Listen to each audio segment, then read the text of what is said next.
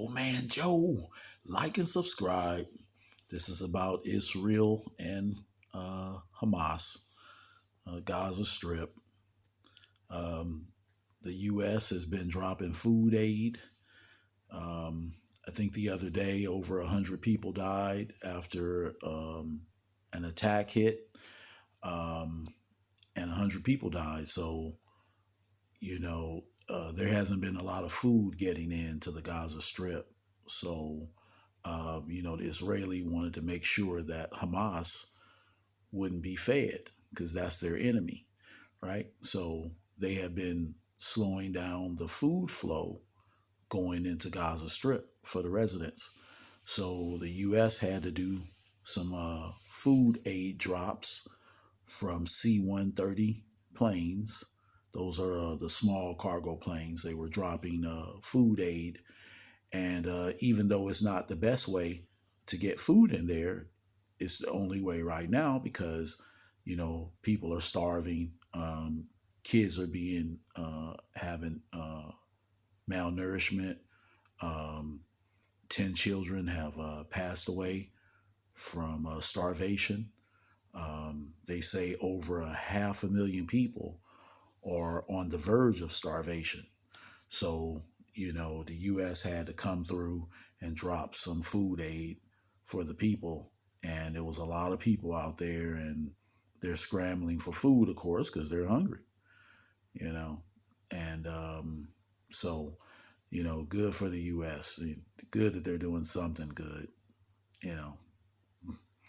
At home, they're not doing too well for us, but that's good they're doing something that can be recognizable around the world.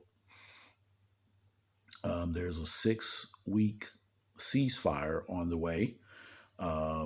They say the Israelis have already agreed to it, so it's coming up, and it has some contingencies. You have to free the people that Hamas have taken, and some other things have to go on. But at least they're getting close to a ceasefire for 6 weeks. That'd be pretty good for the people.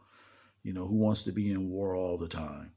We hear about war, but we haven't had war on the streets of the United States since the Tulsa riot. That was the last time we had war in the streets.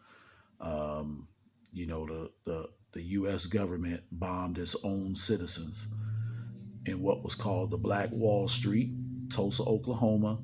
I think it was like 1920 or 19 something like that, 19 something. But it was a long time ago. That was the first and the only time that I can remember that the U.S. has bombed its own citizens. So we don't know what it's like to be in war unless you're ex-military like I am. But, other than that, unless you live in another country or you've been there when something happened, we don't know what it's like to be under war. We have a lot of people in this country that they want war.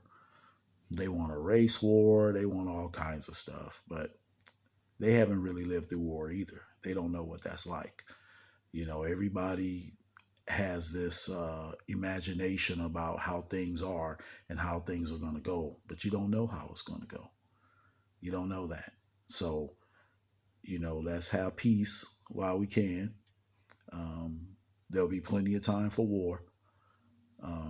But let's not wish that upon people. Let's wish peace around this world, as long as we can, you know. So that's what's going on in the Gaza Strip.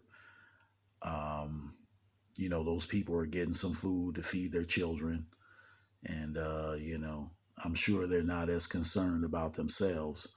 I'm sure they can go hungry, but, no one wants a hungry child, and the child will just cry or sleep, or, you can start seeing them lose weight, and they don't have that much weight as it is because they're children.